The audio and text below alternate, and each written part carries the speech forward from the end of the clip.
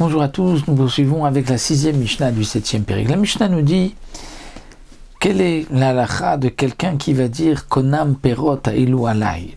Il s'interdit. Perot ha'ilu, ses fruits. Il a des fruits devant lui et il s'interdit ses fruits.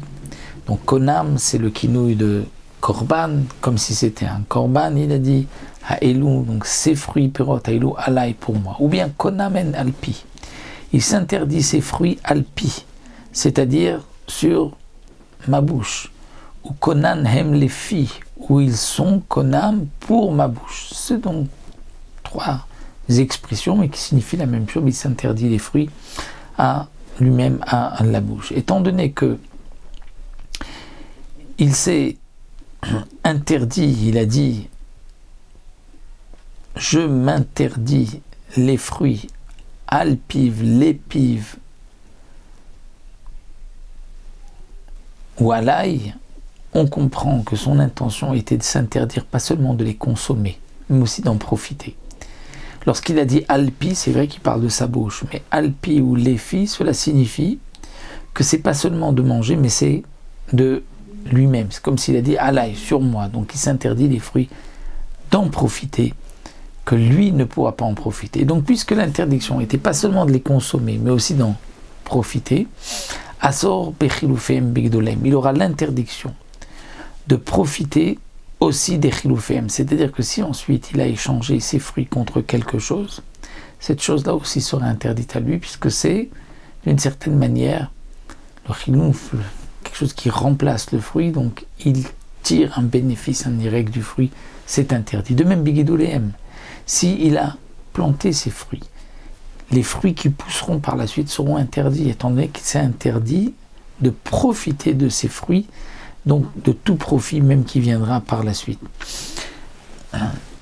Le Barthénora nous explique que, étant donné qu'il a utilisé ce terme de konam, sur moi, donc il a interdit comme ekdesh, et pour lui, donc là, c'est une xéra des Chachamim. Les Chachamim ont, bon, Barthénora dit que s'ils profitent même des chiloufem, c'est de ce qu'on a récupéré, qu'on a eu en retour des fruits, c'est interdit. Et puisque il a utilisé le terme de konam qui est de ekdesh, donc on va interdire même ce qui a poussé de ces fruits, comme ce qui pousse du ekdesh qui est aussi interdit. Maintenant, si quelqu'un a dit « je m'interdis ces fruits », « shani ochel », que je mange, « shani toem », que je goûte. Donc là, il s'est interdit le fruit uniquement à la consommation. Alors, mutar bechilufem, il pourra, s'il a échangé ses fruits contre quelque chose, il pourra profiter de cette chose-là. Au begidulem, il pourra profiter aussi de ses fruits s'il les a plantés, qu'il a récupérés, qu'il y a quelque chose qui a poussé. Là, il pourra en profiter, étant donné qu'il ne s'est interdit que de manger le fruit lui-même. Mais, précise la Mishnah, ça c'est Bédavar chez Zaro Kalé. C'est-à-dire ce qu'on permet de consommer ce qui a poussé de ses fruits, c'est lorsque ce qu'il a mis en terre disparaît. Aval Bédavar chez Zaro Kalé, mais si ce qu'il a mis en terre reste et se rajoute au-dessus, la filou guidolé masoui, même ce qui a poussé de ce qui a poussé est interdit. C'est-à-dire que nous avons,